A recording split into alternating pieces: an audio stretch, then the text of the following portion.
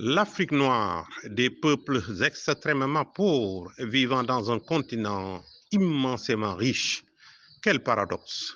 Il me plaît souvent de ressasser les assertions de Jean Ziegler. L'Afrique est un mendiant assis sur une mine d'or et celle d'Axel Kabou, comme si les Africains refusaient le développement. La malédiction divine se serait-elle abattue sur une seule race, les Africains noirs pour ne pas les nommer?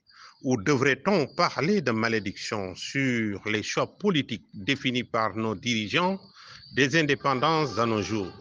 Ce tableau morose est intimement lié à des problèmes de malgouvernance englobant toute une panoplie de manquements dont l'impunité, les détournements des deniers publics, le despotisme, la non-séparation des pouvoirs exécutifs, législatifs et judiciaires, le gabégisme, l'implication des familles présidentielles dans les affaires de l'État, le non-respect des mandats présidentiels à deux, le manque de patriotisme dans la gestion des biens de l'État, le manque de transparence, l'absence de déclaration de patrimoine, l'absence de démocratie, entre autres.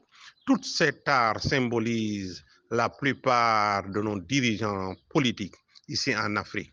La sortie récente du docteur Cheikh Tidiane Gadio, qui s'attendrit de la part du président Kais Saïd de la Tunisie à manifester ses regrets et à demander pardon, n'aura aucune chance d'aboutir pour la seule et simple raison que le mal est déjà très profond quant à la considération des peuples arabes vis-à-vis des négro-africains. Quand on veut soigner un mal, il faut l'attaquer à sa racine au lieu d'y aller avec le dos de la cuillère. La seule solution qui vaille chez les peuples négro-africains, c'est de prendre leur destin en main en s'accaparant de cette manne intarissable en termes de ressources naturelles dont aucun continent, aucune autre race humaine ne dispose jusqu'ici. C'est la seule condition sine qua non pour fixer leur population chez elles, ce qui leur évitera définitivement toutes ces maltraitances dont seuls les peuples arabes sauvages en ont la sale et hideuse réputation. N'est-ce pas qu'ils auront participé au génocide de toute la sainte descendance prophétique, laquelle descendance trouvera finalement refuge ici en terre d'Afrique pour échapper définitivement au carnage de Yezid ibn Muawiyah et ses acolytes.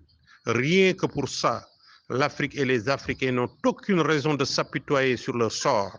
Vous êtes l'avenir et l'espoir si proche de l'humanité tout entière. Ndiapali Gueye, journaliste indépendant, lanceur d'alerte.